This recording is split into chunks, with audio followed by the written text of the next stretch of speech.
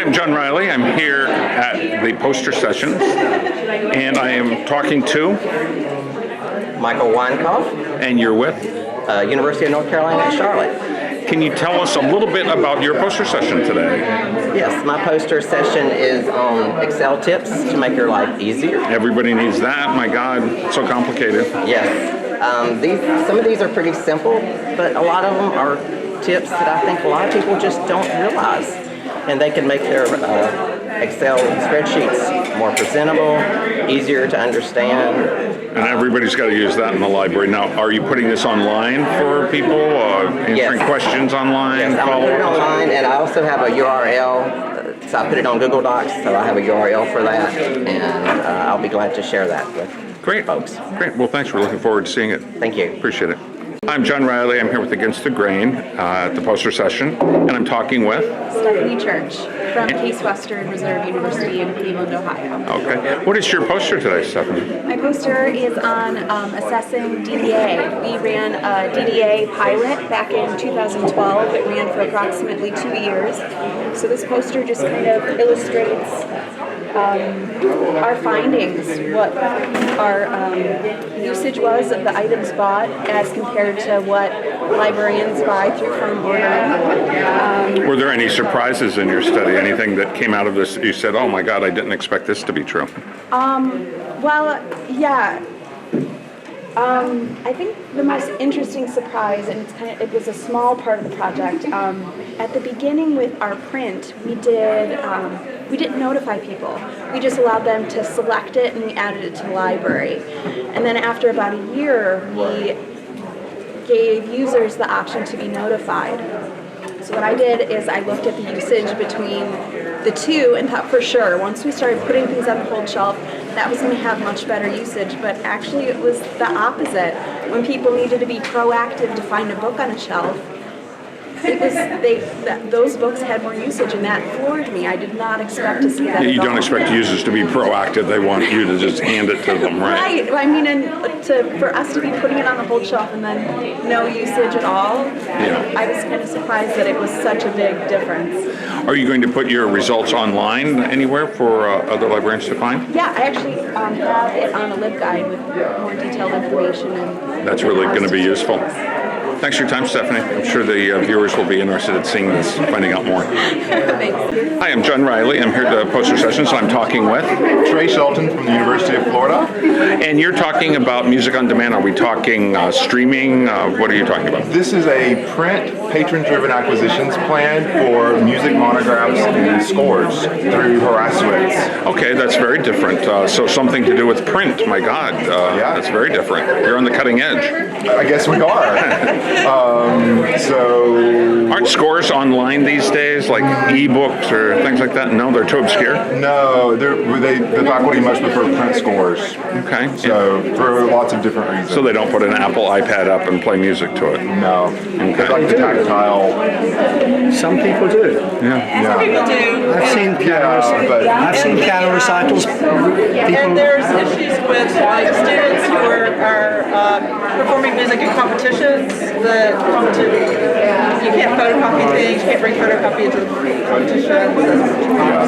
It's really interesting. Will you be putting some of this online for other people to find out more about it? Yes, we're going to put our poster in our institutional repository. Excellent. Well, I'm sure our viewers will be looking forward to seeing it. Thanks for your time. Hi, I'm John Riley. I'm here for Against the Grain at the poster sessions, and I'm talking with Andrew French from Leaders. And Denise Branch from Virginia Commonwealth University. And the two of you have collaborated on this poster. What are you presenting today? So we're presenting on ex-Libris ALMA analytics, specifically on data-driven approach for decisions looking at what's being done at VCU for analytics there. VCU is one of our first ALMA customers to go live and implement with ALMA. And so ALMA is delivered with an analytic tool built in. So instead of having to have analytics taken from your ILS and from your ERM and link resolver, ALMA puts all that into one place. So you make a poster here with 5 really important reports that were traditionally a little bit more time to create at VCU. And so here they are done in ALMA.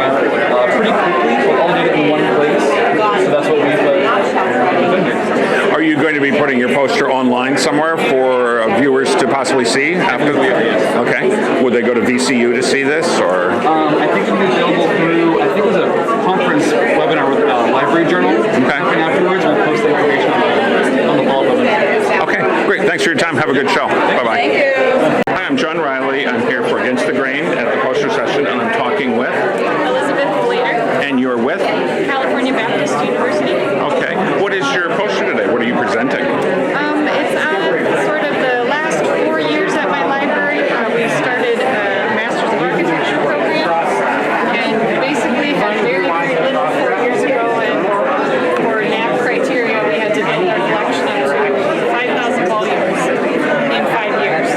So you started a new program, and that's what you did. Was it very expensive? Architecture books are pretty expensive, aren't they? Yeah, the books are very expensive, and so a combination of pre-collecting and then also ebook acquisitions through different vendors enabled us to do it with not a huge budget, so we're pretty small. Did you get any support from architectural firms or industry at all? No? No, we had some interest from firms that were thinking about donating journal grants to us, and nothing really panned out. I think this will be very interesting to our viewers to see what it's like to start a program from scratch, especially one as tough as architecture. Will you be putting this online? Will this poster be available online anywhere? Maybe on your library site? Yeah, I hadn't even thought about it, but absolutely. Great. Well, thanks for your time. Yeah, thank you. I'm John Riley. I'm here with Against the Grain, and I'm talking with. Hi, I'm Erin Ackerman from the College of New Jersey. And Lisa DeLuca from Seton Hall University. you guys aren't that far away, so it wasn't that hard to collaborate, I would guess. Not at all. Easy flight down.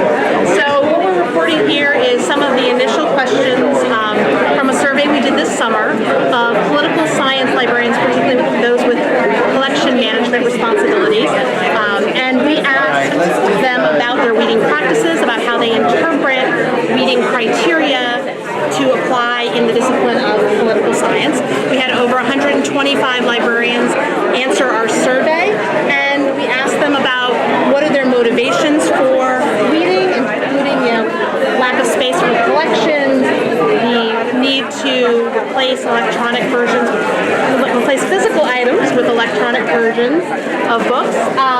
We also asked them to interpret for us what makes an item outdated in political science, and that's one of the more interesting. I'm really curious about that myself because I have a bookstore, and I think one of the things that goes out of date the fastest is political science as well as sociology. So, the big joke is like the USSR, but that might still have some historical interest. Do you put that into storage or? So absolutely. One of the things we did when we were asking sort of our demographic questions is we asked librarians to identify the purpose of their collections. Are they research-based, intended to support faculty and advanced graduate research, or are they curriculum-based, intended to support an undergraduate curriculum? And so that's where we start interpreting things like what makes an item outdated, or would you read a book from the 1980s on contemporary politics in a particular region? We start to see differences between the research-based and curricular-based collections, where the research-based collections are much more willing to keep an item because it has historical value. True. Because they want to represent. Do you have a storage area? Do you send your books into a deep storage? No. So, not for the curriculum base. We did another question in our survey asks about, do you feel like you have adequate storage space? And by and large, the curriculum-based library said overwhelmingly no, we don't have enough storage space. And so they're much more likely to read monographs, and they were much more likely to say, something's going to be outdated if it's from the 1980s, or I'm going to really have to consult with my faculty. Is politics still a pretty big course for students to take, to major in? Poli-sci, is that still fairly popular? Oh, very much so. Okay, glad to hear it. Well, hey, thanks for your time. Appreciate it. Bye-bye. Hi, I'm John Riley. I'm here with Against the Grain, and I'm speaking with Nicole Branch from Santa Clara University in Santa Clara, California.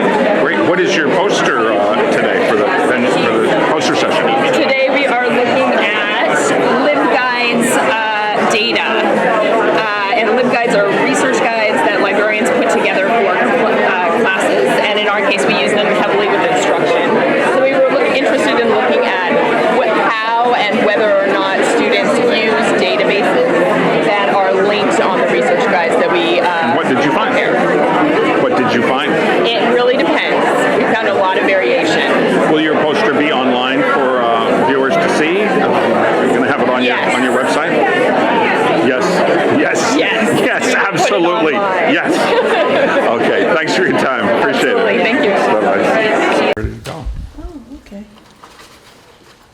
So basically, my university authenticates, authorized users through IP and Easy Proxy. Okay.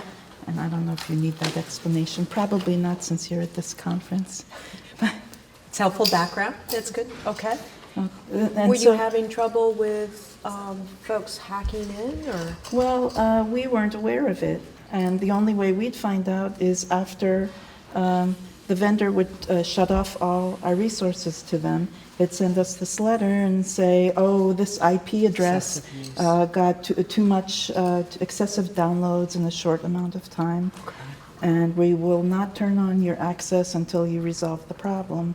So we'd have to go look in our Easy Proxy log to see which of our accounts was assigned to this IP address on a certain day, and then we'd contact the person and reset the credentials for it. But we decided that instead of being victims, we'd be proactive, and we created a Perl script, which basically did the same thing. It would go to the Easy Proxy log at the end of each day, or in 1:00 a.m., look at the last 10,000 records there, and see if a certain account logged in more than once during the day, and whether it logged in too many times, whether it logged in from many different addresses like this account had done. And then that script would send an email to our technology services librarian, telling him that this is, these are possible hacked accounts. And then he would have to evaluate them and send them on to our IT department. So if That was a good idea, to be proactive and not just get shut down. That was a great idea. Yeah, absolutely. But you kind of would think that IT departments would be doing this already, and maybe they are, but ours was not at the time. But I don't think they think of it unless you alert them that there are licensing and access issues. Right. Yeah. And there is such a thing as breach of licenses. Right. And even though Quick question, your Yes. name and the name of your university? Christine Davidian from Rowan University in Glassboro, New Jersey. Great. Are you going to be putting this up on the web anywhere for attendees to see? Or? I would like to, yes. That'd be great. Okay, well, thanks. Appreciate it. Hi, I'm John Riley. I'm with Against the Grain, and I'm talking with... Jill Morningstar from Michigan State University.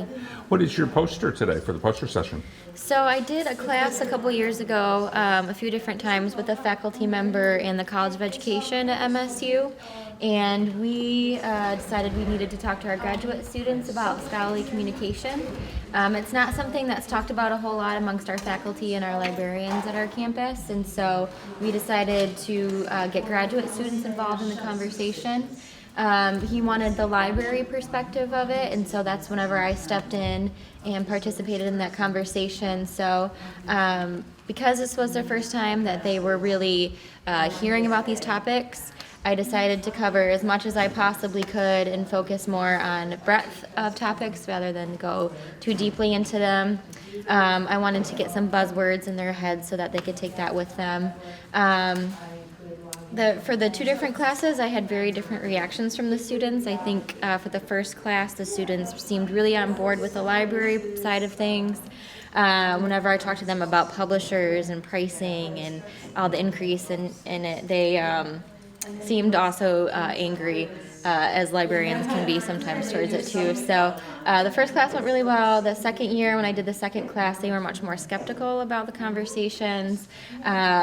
They wanted to hear more about traditional forms of impact and like journal impact factors and things like that. And so it felt like I maybe didn't quite make the connection with the second class. Or maybe a little ahead of them, a little ahead of the curve I with think them. so. Yeah. I think they were nervous because this is the first time that they're actually talking about even what it takes to conduct research. It's just like it's all Google, so they don't know that there's all these other levels. They're used to the traditional forms, and they also have to get used to the emerging forms. And so, but I had heard from several students after that class who said that they had were at their institutions, and these were topics that came up at their institution, and that they were very thankful that I talked to them about this. And so while immediately it didn't seem that it was as useful, I did hear from several of them later on saying it was very useful. So as far as, I wanted to talk more about what we need to do in the library and what we need to do with our faculty. You were giving them behind the scenes kind of. Yeah, and so things are changing a little bit. We do have, this class in particular became an actual course that's offered to all graduate students at MSU. And I don't actually teach it, but the faculty member who I worked with on this, he teaches it now. He was actually presenting here earlier today. And we're doing a little bit more in the library as well too, trying to get our librarians to be more proactive about having these conversations and less reactive about it. So, Are you going to be putting some of your research online? Can attendees maybe go to your website and find more about this? Or? No, I don't have anything like that, they have to but come maybe here in the and future. find out about it. Yes, Okay, absolutely. well, good. So, I hope you have a really good session. Thank you. thank you. All right. Hi, I'm John Riley. I'm here for Against the Grain, and I'm speaking with. Gingka with Loyola University Chicago Health Sciences Library. And what are you presenting today for the poster session? I am presenting about a pilot that we did with the Copyright Clearance Center with a service called Get It Now. The idea of Get It Now is the ability to give articles to our researchers, faculty, students, clinicians, anyone who's part of the Loyola University Health Sciences campus. They'll be able to access the articles within 10 minutes. It gets emailed to them. And the reason why we did the unmediated version was that I'm using this as collection assessment to determine whether or not the journals that are fairly expensive, if it's cheaper just to be able to give them access to the article as opposed to outright purchasing the journal subscription. And what did you find? What was your We result? have found that it is significant cost savings, at least as of this poster. We did a year pilot. We are still continuing with it. Since the poster was made, we have found that we have a number of journals that are being accessed that we don't necessarily need to purchase the subscription to, because it is cheaper to be able to give them access to the articles as opposed to the flat-out subscription. Now, can you do this directly through Copyright Clearance Center? Are they a vendor these days? It's direct in the sense that using Serial Solutions, which is our link resolver, we're able to create a sort of plugin within PubMed. So when our researchers log in through the Health Sciences Library, they see a little icon that says PubMed at Loyola. The icon will either direct them directly to a subscription we have or to Get It Now. And with Get It Now, they put in their email address, and within 10 minutes, they get the article. And Get It Now is a collection, is a Copyright Clearance Center product? It's through the Copyright Clearance Center, and it is cheaper than actually flat out. Is that fairly new? Is that a new It thing? started about 2 years ago, so it is relatively new, but each month they're adding additional journals, additional publishers with it, and it's cheaper than flat out buying the article directly through the website itself. I have cost comparison of the average we spent with Get It Now is $27, while let's say you want something from Walters Kluwer that would cost $49. And with the various STEM journals out there, they are expensive, and for subject specialties that maybe have core journals but only a small population are going to use them, this is a good way to expand upon your collection without necessarily subscribing to the content. Well, I think the attendees are going to be very interested in that, and our viewers on the Against the Grain News channel will be very interested as well. Thank you very much. Thank you. Hi, I'm John Riley. I'm here for Against the Grain, and I'm speaking with Stacey Baguette from Shenandoah University. Oh, is that in Virginia or West Virginia? It's in Virginia. Okay, just want to double check. What is your poster today? My poster is about using the NASIG core competencies to develop professional development programs and activities for our library staff. How has that worked out for you? It's working very well. I've gotten some positive feedback from the staff. They've made some good suggestions on things that would help them in terms of working with our students and our faculty and dealing with electronic resource access issues and things like that. But that was sort of And you part got of how this this from worked NASIG. You got this as I did. Their How core long ago did competencies. they come out with this? The core competencies came out and were officially voted on in 2013. Okay, very recent. And yeah. interestingly enough, when I started looking at some of the literature on the core competencies, not quite as many articles out there as I expected to find. So it is kind of cutting edge, huh? It is, and I think it was a very comprehensive list, and I'm not sure a lot of people knew what to do with that list when it first came out from the electronic resources librarian point Now of they'll view. know who to contact and ask questions. Right, Not that's just what today. we hope. Great. Well, thanks for your time. Have a good evening. Thank you. Hi, I'm John Riley. I'm here for Against the Grain, and I'm speaking with... My name is Andrew Grissom, and I am a library school student at the University of Tennessee, and I'm also the circulation supervisor at Rhodes College in Memphis, Tennessee. Now, you presented last year. I did. remember you. I what, did. What do you have this year that's different? I examined gray literature. Gray literature is really prominent in the field of archaeology because a lot of archaeologists accumulate information that is either not ready to be disseminated in a formal journal or book, or the nature of their information is not really suited for that. So I was curious to see how academic libraries were facilitating access to gray literature sources. So I picked 5 randomly selected universities that are on the list of the Archaeological Institute of America's Director of Graduate Programs in Archaeology. Now, is this a personal interest of yours, or is it an interest of the university itself? It's a personal interest in me. I was an archaeology minor in my undergraduate degree. I have a little bit of excavation experience.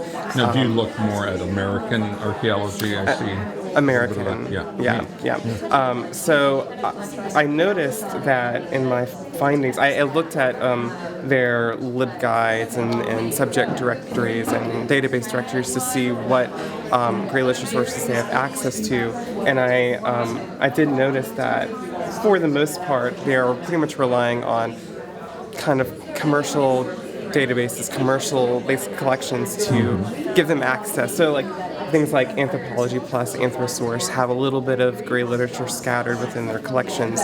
So I'm giving some recommendations of free sources that academic librarians can actually put into their LibGuides and database directories. Sounds like a great service. Are you going to be putting this online so that attendees might be able to find some more information about this? I hope so. I have an e-portfolio I completed for my graduate program, so hopefully I can store that there. And Otherwise, people could get in touch with you by email or something just to ask you some more questions. Exactly. I have my email and my business card. I'd be more than happy to explore this further. Great. Well, thanks. Have a good evening. Thanks Thank for you your so time. much. All right. Hi, I'm John Riley. I'm here with Against the Grain, and I'm speaking with... Ashley Zemo from University of Texas at Arlington. And what are you presenting tonight at the poster session? We're presenting Review in Motion, a multi-year electronic resources review at UTA. The first year we did a deduplication project, so we canceled single subscription journals based on journal access within aggregator databases. We canceled about almost 300 titles and saved about 75,000. And the second year we did a serials review with online-only e-journals. We canceled about 100 titles and saved about 120,000. So you got a raise after that, right? Yes, Huge I did raise. actually. Oh, that's great. And then this coming spring, which will be the third year, we're going to do a database review, and we're going to evaluate around 300 databases, which represent around $1 million. We hope to find some savings there. How often do you recommend reviewing your collections? Well, and I'd like to say we have so much savings now because we haven't reviewed our collections in about 5 years. But I think for serial titles, I would do it like every 2 to 3 years. Yeah. Databases, given that they're so much more expensive, I would cull down, don't do everything, but do like maybe 50% every year. Just do it annually. But yeah. That sounds good. Are you going to have any of your results online on the website or anything like that? I'm not sure. But attendees could contact you. Absolutely, Your yes, email please. is here. And Yes. They can follow up. Great. Well, thanks. Have a good evening. Thanks for you. your time. Hi, I'm John Riley. I'm here with Against the Grain, and I'm speaking with... Amelia Brunskill from DePaul University. Now, it looks like you have a very interesting topic here, reading fast and slow. What are you talking about with your poster here? So what I'm talking about there is that we have stacks of monographs that are already getting overpopulated, and we also in the future have a renovation phase that would involve losing shelf space. So what we're trying to do is both get started and try and plan for a time when we'll also have even less space than we already do, while not wanting to hit a situation where we suddenly have empty shelves and find that we've got rid of more than we needed. Now, by weeding, are you talking about permanently getting rid of books, or are you talking about putting them into storage, or is there a gray area in between there? Well, for us, we don't have off-site storage for books, so unfortunately for us, it is a decision between either keeping them or weeding them at this time. What percentage of your collection do you think you will actually weed? Our goal is 3%. And 3%. That's nothing. No, it's nothing. Exactly. We were finding like that's, and this is just for this year, and then trying to figure out what are we going to need to do on an annual basis. Because one thing we have been looking at is like, well, how much do we accumulate each year in terms of purchases? And that's actually significant. So sort of it's really about getting people comfortable with the idea of starting with it, and that this is going to probably need to be not necessarily every year, but a regular process for us to engage in. In general, what are those 3% that are getting weeded? Things that are out of date, things that are damaged, what goes out the door? Well, so liaisons have a lot of discretion. We decided that was very important, but one of the things that we're giving them is reports of things that were published in their areas, that were published before 2000, that had had no circulation, or actually browses in our ILS system, so which goes back to 2002. So for 13 years, they haven't been browsed and they haven't circulated. Okay, that makes sense. So you need to talk to your acquisitions librarian and tell them to stop buying those books, right? I picture what you're reading is like maybe damaged or really out of date things that have just been hanging around for a long time. But there are even current things that you want to get out. Nobody wants to look at them. Yeah, so things older than 2000. Yeah, anything that. But a liaison is also welcome to go to the shelves and look at them. They're welcome to decide that actually second copies are where they want to get some mileage out of superseded editions. Those are a little bit harder. Of books? Do you repair? Do much preservation of things? Or? We do quite a bit. We create lists twice a year of damaged materials, and then liaisons can look through them and suggest which ones they would like to get repaired. Also, which ones are repairable, which ones would need to be replaced, and they can make decisions. So we have a fund we can use for that. Sounds like you really have this under control. Weeding, this would be horticulture. Is there something, I like that. Is there something online where you can find out more about your project, or people email you? Or? Yeah, people are welcome to sign up and email me, and I can send out the poster. I'm hoping to also make a text version of it, because I realize it's a little text heavy. Well, I like how you're doing it. Thanks a lot for your time. Thank you so much. Here we go. I'm John Riley. I'm here with Against the Grain, and I'm speaking with... I'm Caroline Hassler. I'm from the University of Alaska Southeast Egan Library in Juneau, Alaska. Did you get the prize for the person who traveled the farthest to come here? I don't think I did, because there's a librarian from the University of Alaska Anchorage here, I noticed, and that would have been a little further. So I think I lost out. Well, you get an A for effort. Can you tell me a little bit about your poster and what it talks about? So my poster is about 2 ways to do circulation analysis, and the one way is the way that I've been doing in-house for a while, using these word cloud tools to pull up from the list of things that have circulated each semester, or even over a longer time period, what the most popular areas in our library. So I've done things like the top 50 call number areas in our library, and then I share that with the other librarians. That sounds like a really practical thing, but now it looks like you've tried the OCLC collection evaluation. Is that a little different?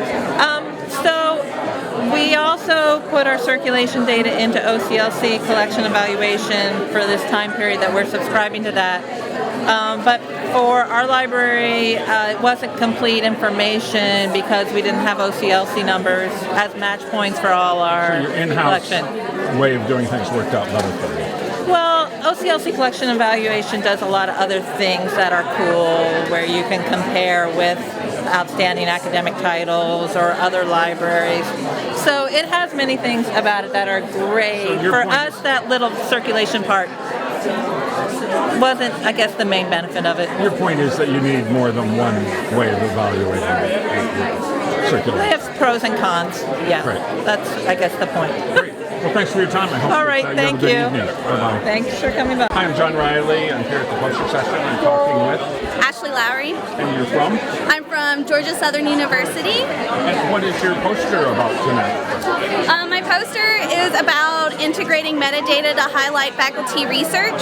So it just shows the way it goes. So faculty will turn in their CV, and then it'll get filtered either into our departmental faculty research and publication list and into our selected works author profile, and then that gets filtered into our expertise search and Plumex metrics. Sounds very interesting. Will any of this be online for attendees to find out more about?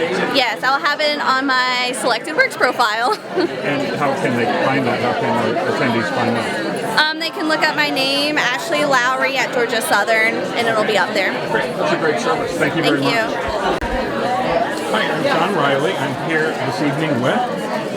Oh, my name is Mara Thacker. I'm the South Asian Studies Librarian at the University of Illinois Urbana-Champaign, and I'm here with my colleague, Esther Calston from the University of Illinois Urbana-Champaign. I'm the collection. So you're both from the same university? Yes. I've run across some people who have collaborated for all different parts of the space and how these posters get put together. Yeah. Now, what are you talking about tonight? What is your main focus? So our study is trying to assess the impact of area studies collections, and this current study is a continuation or a follow-up to a previous study. Initially we had looked at, we took 5 years of interlibrary loan data, and initially we looked at the statistics for outgoing materials based on less commonly taught languages. This study expanded the scope of that to look at the country of imprint for the outgoing materials, and we found that it gives a more accurate picture of the usage of our area collections. For example, in the initial study that looked at language only, you would have thought that South Asia didn't have any significant impact, and I use the word significant lightly. I know that's a statistically touchy term, but when you include English, which is one of the vernacular languages of India, all of a sudden you see that there's a much broader impact and a much broader usage. Sounds like a great little discovery on your part. I mean, only somebody as large as Illinois Urbana-Champaign could do something like this, it seems like, that could have this level of interest. I think any any university that has any sort of area studies collections, it could be valuable. You know, our neighbors at the Ohio State and Indiana, anyone who has a national resource center, everybody talks about the importance of assessment and evidence-based practice, and this helps give us an idea of the impact our area collections are having, which areas are being used more, is it based on the strength of our collection or the services associated with it, what types of institutions are borrowing the materials and where in the United States those materials are going. So, for example, when you look, we have this map here, and this is showing, the blue shows where the publications came from. So you can see the thicker lines, like there's a lot of materials coming out from Russia, from India, from Latin America, and then the orange is showing where they go, and you can see that a lot of them are going to the West Coast, to the Mid-Atlantic. So there are a lot that are going to other major research universities. It's not a coincidence that they're going in those directions. But when you look at we're writing an article, and there's a previous study that was out in CNRL, you can see that they're actually not just going to research institutions and major libraries, they're also going to, for example, the government, which is really nice to know since the government provides grants like through the National Resource Center Title VI funding. You can see that they're getting a little bit back on their investment in a very direct way. Sounds like you've really done an in-depth study. This is really great. Are you going to have information on the web anywhere for other universities to check out and find out more about your study? So we have, like I said, we have an article that just came out, I want to say in March or May in CNRL, looking just at the less commonly taught languages, going out, and now we're writing the article that brings in the country of imprint, and we're hoping to submit that to CNRL hopefully within the next few months or so. So we're working on it. Great. Well, I think this is going to be a lot of interest to people tonight and to people watching the Against the Grain News channel. Okay. Great. Thank you. Thank you both. I'm John Riley. I'm here with Against the Grain. I'm speaking with... I'm Cathy Johnson. I'm from ProQuest, and I partnered with Mary and Ryan from Northwestern, and we're interested in government information. So. And you chose Charleston specifically because we're here. We're here, yes. So we chose Charleston, and I was particularly looking at really historic documents. And you couldn't get a more historic city. Yes, and just trying to trace through I tried to trace some themes, like from the beginning, what kind of relationship did Charleston seek to have with the federal government? Because after 1776, of course, they're interested in defense. They're interested in getting some of their debts paid back from that they had incurred during the Revolution. But this is using documents through ProQuest, that ProQuest has? Yes, we have a complete collection of government documents, but you can find these elsewhere. We're the only ones with a complete collection, so it's a good place to start. This conference will be very interested in this. Is there something online that they can go to find out more about it? Many of their libraries will have it, because we sell in the academic market, so many of them can go in and it's ProQuest Congressional, but they can go in at their library, and depending on what they have. Well, I think when people get home, they might want to do this, find out more about just where they were. search Charleston. That's all. Great. Thanks for your time. Enjoy the